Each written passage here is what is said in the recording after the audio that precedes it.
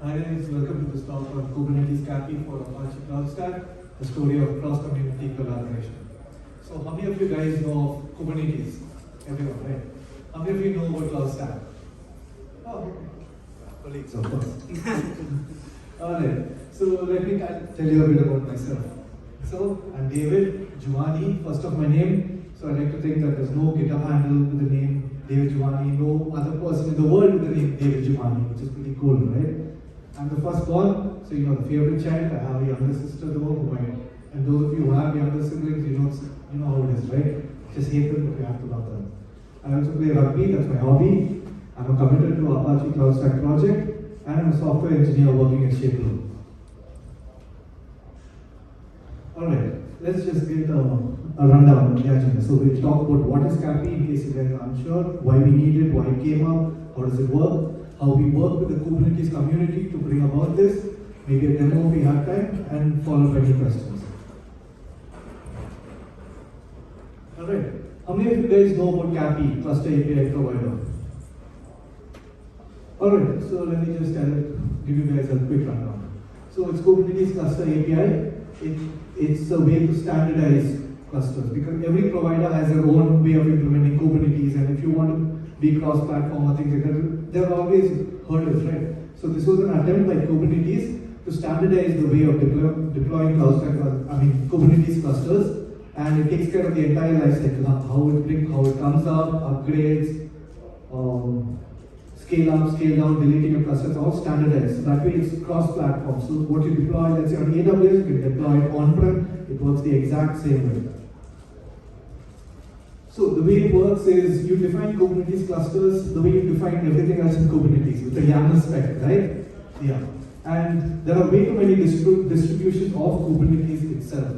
And there are over 100. And this can also cause a problem when it comes to compatibility. So this standardizes pretty much everything. So you have the same thing wherever you go, anywhere you go. You know, pretty much like the JVM but cooler because it's Kubernetes. Alright. And it also simplifies Kubernetes management. So you have a single plane, like you can see your clusters that are running, let's say on AWS, that are running on-prem. You have a single plane where you can manage all of them. So this is a simple example of a cluster spec. So you define you have a cluster, you give it a name, give it the network, you say which is the infrastructure rep. So who's providing this cluster for you? It could be an AWS cluster, it could be a GCP cluster. In this case, I'm giving you the example of a CloudStack cluster. So over there we define it, we define things like the zone, the network, the endpoint, all of those things. And those are CloudStack related components. So they internally map to CloudStack networks, CloudStack IPs, CloudStack availability zones. So the definition of a cluster is constant, but the implementation is down to the infrastructure. That's how they maintain consistency across providers. Yeah, now we define a CloudStack machine. So you say, hey, I want a cluster. I would like a machine deployment. What does it do? What does it belong to? A CloudStack machine template. So I want the spec. Use this particular template. So we have templates based on Ubuntu, on RHEL, on CentOS, a whole lot of them. You want to give it an offering, 2 GB RAM, 2 CPU, the minimum, or if you're fancy, rich, you can create a whole load, and an SSH key. Okay, so this is how you define the nodes in your Kubernetes cluster, which are in turn mapped to CloudStack resources. Why we need CAPI? So we spoke about what brought about CAPI, why do we need CAPI? Everyone is a provider, everyone creates it. There are a whole bunch of operations which vary. In some places, when you want to upgrade your clusters, an in-place upgrade, some places it's a rolling upgrade, depends on your provider. And there's no common definition for lifecycle management for anything that's there. So this creates a common ground for everyone to build on. Alright, so let's get a quick overview of how CAPI works. So it's pretty much, you've seen Inception, right? This is similar. You have Kubernetes cluster, which manages all your Kubernetes cluster. So you have your Kubernetes management cluster.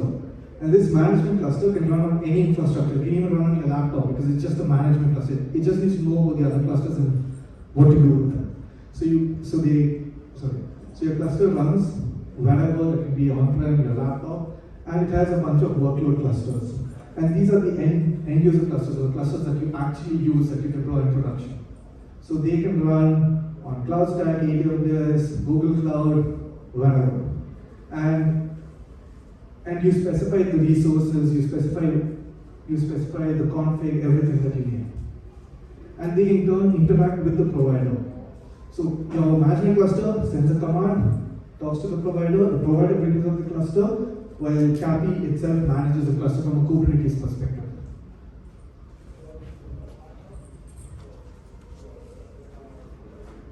Alright, so let's look at what is it containing. So you have your CAPI controller. So this is your management cluster. You have a CAPI controller which manages the entire life cycle. But it needs to talk to the underlying provider, right? So you have a provider.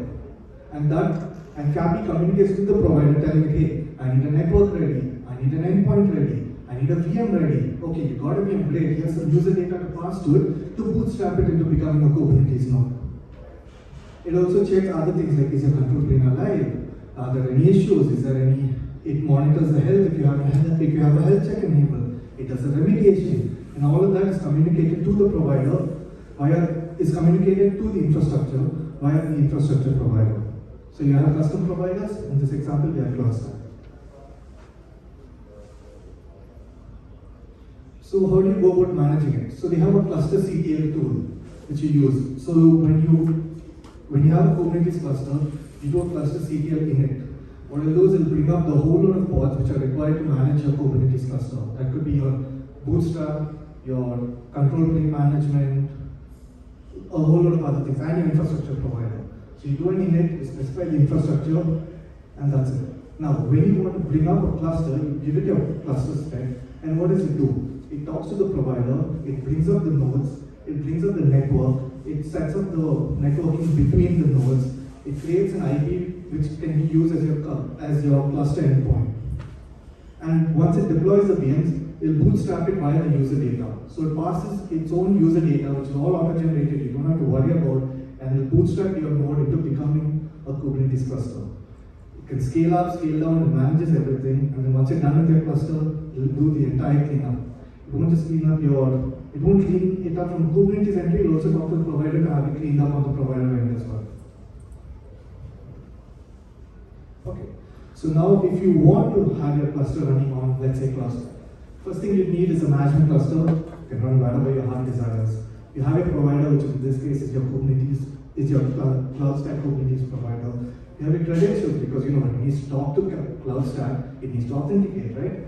You need your templates with Kubernetes baked in. So these are templates, they can be based on Ubuntu, Red Hat, whatever. And these are already available pre-built images that are publicly hosted that you can register in CloudStack as a template. When you have these templates built in, you just need to go create your resources. You need to just have a network ready. If you don't have a network, you even create it. There are certain types of networks which you can't create, like shared networks which are shared across users. But an isolated network, which is on a per user basis, let's say, those will come up and it will create the endpoint, cluster control plane, endpoint, all of that. Alright, so now that you got an idea of CAPI and how it interacts with CloudStack, you'd like to know how we got a provider for CloudStack into Kubernetes, right? How we started, how we went along, what was our journey, what were our learnings. So how did it start? We were curious, hey, CAPI, this is a cool new thing, people are joining it looks interesting, it's a single control, it's a single pane of glass for everything, it's seamless across providers. So yeah, we're curious, okay, great. Now we know a bit about it. Let's see what we can do about it, right? Having knowledge is useless unless you do something. So it started off as a weekend project. Hey, you know what? We have 2 days, not doing much. Let's just see what we can do. So it's written in Golang, and I like Golang. So I was like, hey, why not spend a couple of days on it? So over a weekend, we just started and we created a lame prototype. I'm sure if you people saw that, you probably take away my commentership if you see the way the code is written. But anyway, we got a prototype. And it had a bare minimal functionality, like just bring up a control plane node, not even a worker node.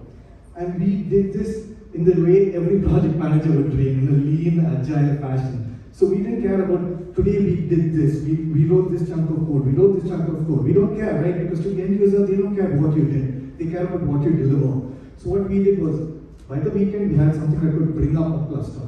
By the next week, it could scale up and down. By the third week, it could delete. Sure, it was spaghetti code, but it was functional spaghetti code. So that's how we started. Alright, so now that we're done with writing the code, the fun part is, interacting with the Kubernetes community. So the first thing we had to do was we spoke to the Kubernetes community. So this belongs to the Kubernetes SIG.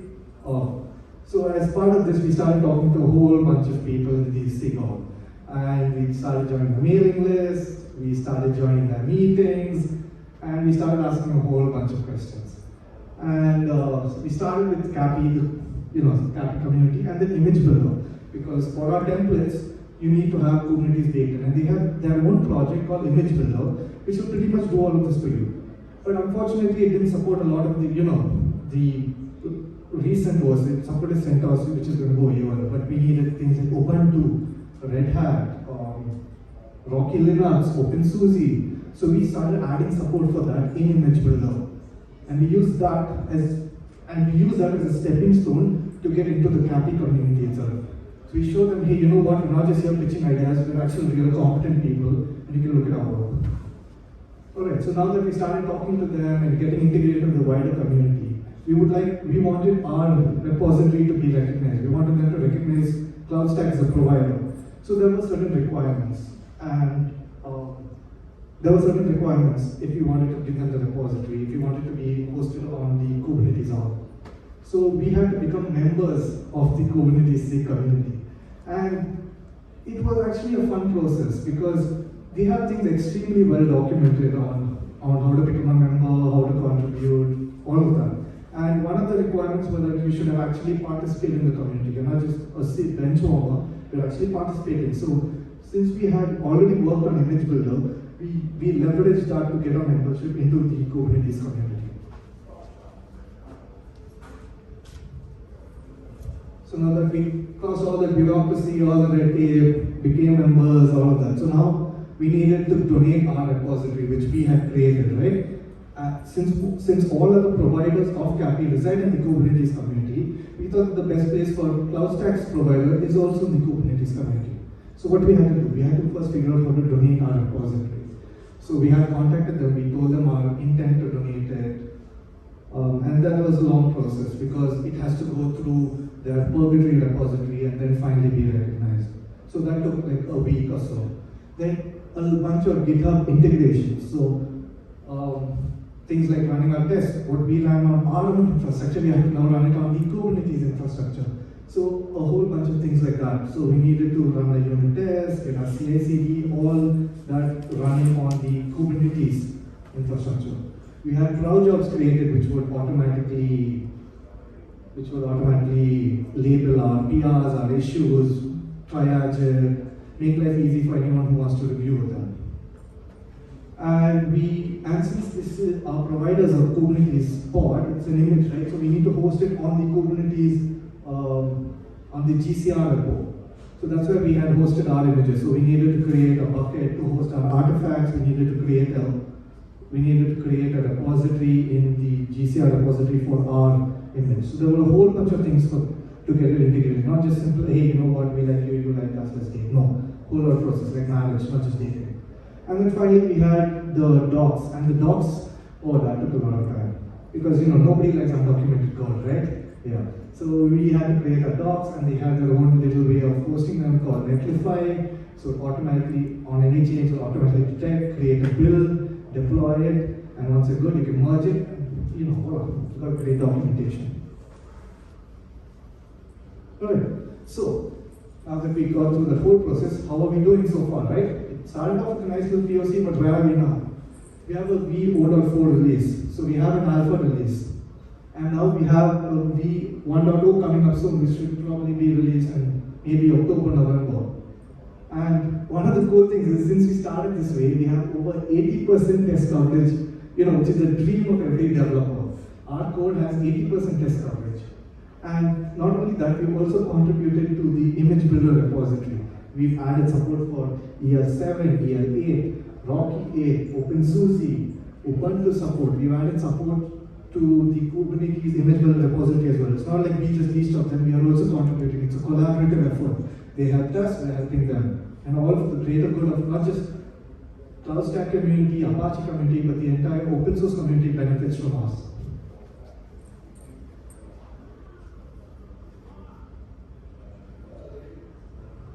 Alright, so what are our learnings?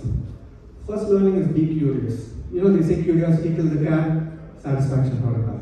Be curious, always want to learn. Look at what's happening. It's alright if you're if you seem like a newbie, it's fine, people understand. Ask them questions. I mean, when my sister asked me to open a jar, I feel like a superhero, you know, opening it. Everyone wants to feel like a hero when you ask them for help. They will not turn you down, provided, you know, you're not a terrible person. But everyone wants to be a hero. Go ahead, ask them. It's fine, they'll link you to documentation, they'll talk to you, they'll guide you through it, which is a lot of what I went through. There were certain things which I was not sure if I attended their meetings, I asked them questions, I picked them on Slack, I picked them on the channels, one-to-one Slacks and channels. It's fine to ask questions, they're here to help you. And do your own research also, because what we saw was, we thought we had certain things done, but things like the GCR repo, where to host it, those came as kind of surprises to us, and they took a lot of time because even though we raised a PR that we needed, that infrastructure needs to be set up accordingly. So while you're developing something, also look at the end goal and work towards that end goal in parallel, rather than having your product ready and then waiting for the magic to happen. Keep things, run them in parallel. You know that all you need to do is raise a PR, monitor it, but work on your own product meanwhile. And hope for the best. Community is greater than code, and it's a win-win-win. It's a win for Apache CloudStack, it's a win for Kubernetes, and it's a win for users of the open source software. So everybody wins in this.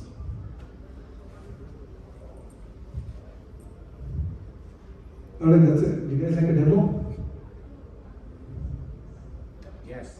Alright, so we had some issues, so I just have a video that I play. So this is a video that we created to showcase CAPI, how to use it, as well as some examples of its real-life use case.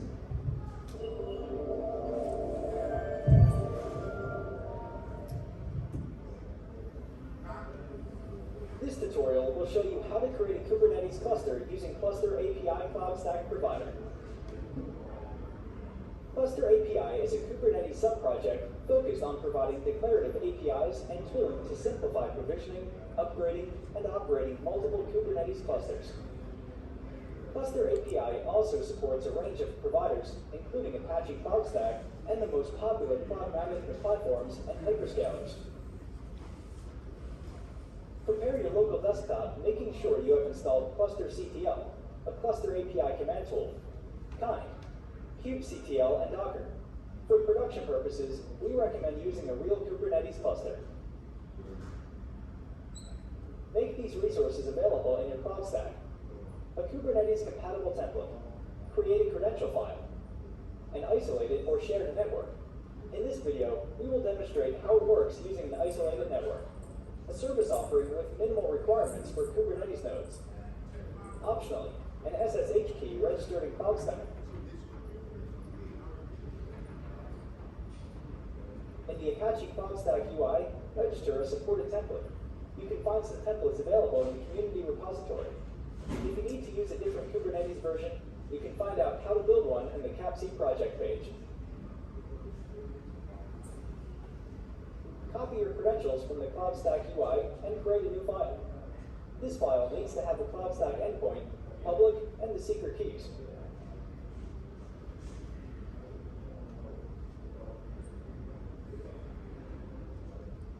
Create an isolated network and acquire a new public IP address. This IP will be used as Kubernetes endpoint for your CAPC control plane. Add a new SSH key, or use one you have already registered. It enables operators and developers to access the CAPC cluster nodes. Create or use a service offering with the minimal Kubernetes requirements.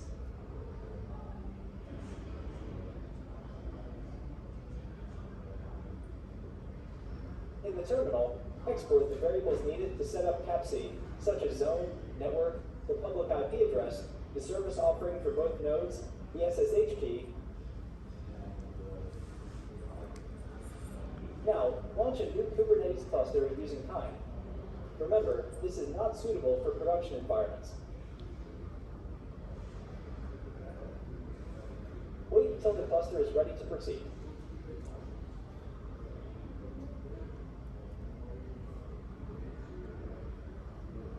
initialize the CAPC managing cluster. Here, initializing it with CloudStack as a provider. Wait for all of the components to be ready. Now, generate the CAPC YAML spec file and apply it. It will deploy the Kubernetes cluster nodes in the Apache CloudStack infrastructure. Wait until all components are ready. It will take a few minutes.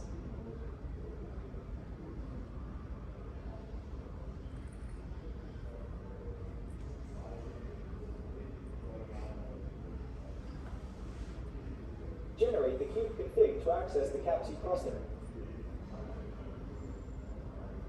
Deploy Calico and the CAPC cluster to enable network communication between the containers using the kubeconfig generated in the previous step. Wait until Calico is ready to proceed.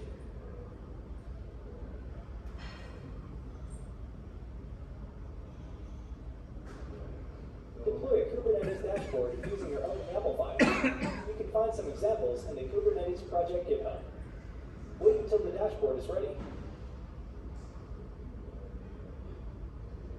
Get the dashboard token and start a proxy. Open the dashboard panel to test if it's running. The CAPC cluster is now manageable using the dashboard. Create an Nginx deployment in the CAPC cluster and create a service node port for your deployment. Create an HTML file with some content and copy it to the Nginx pod file system.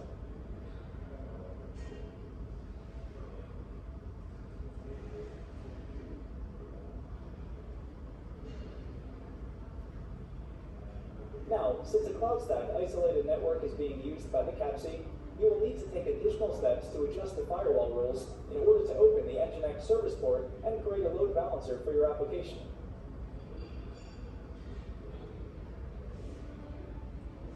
Copy the IP address and open a new tab in your browser to access it. Now, a cloud-native application is already running on the CAPC cluster on top of Apache CloudStack using the Cluster API. If you have any questions, please contact us, and don't forget to join us on the Apache CloudStack community user list.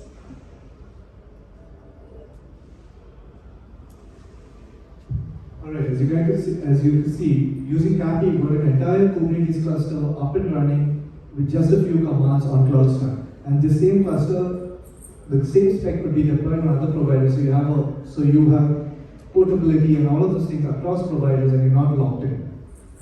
And additionally, CloudStack also has support for creating networking rules,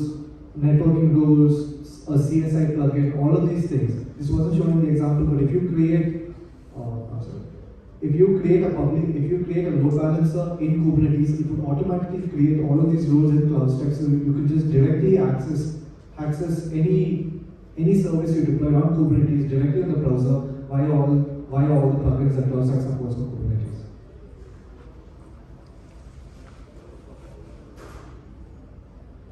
Alright, that's it. Are there any questions?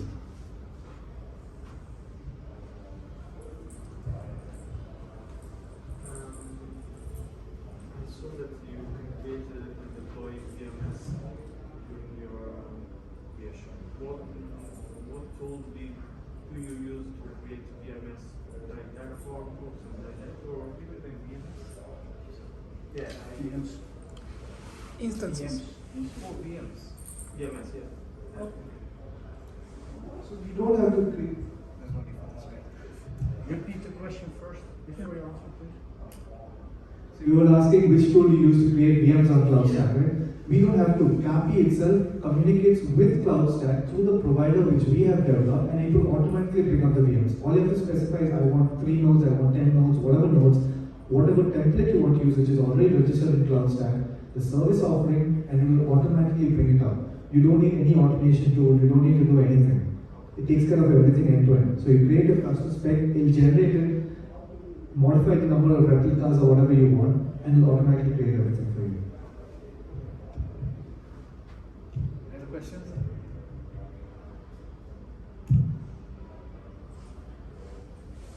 Can be used for on-prem cloud or only compatible with another provider like Google Cloud, AWS? Are you talking about CloudStack? CloudStack or CAPI?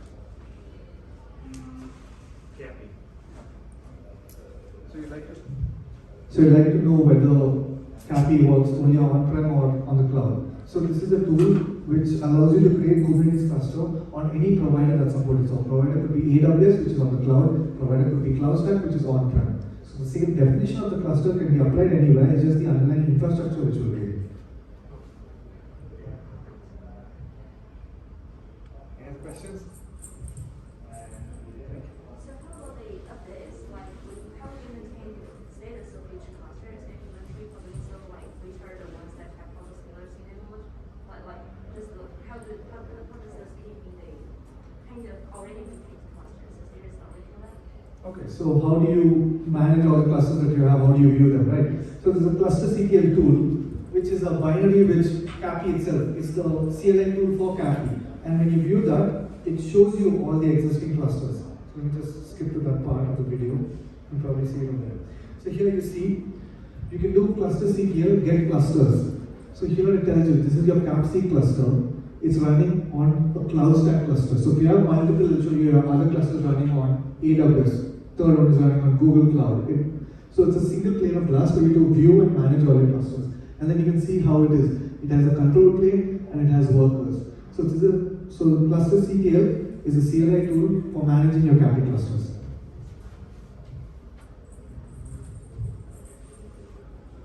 Any other questions?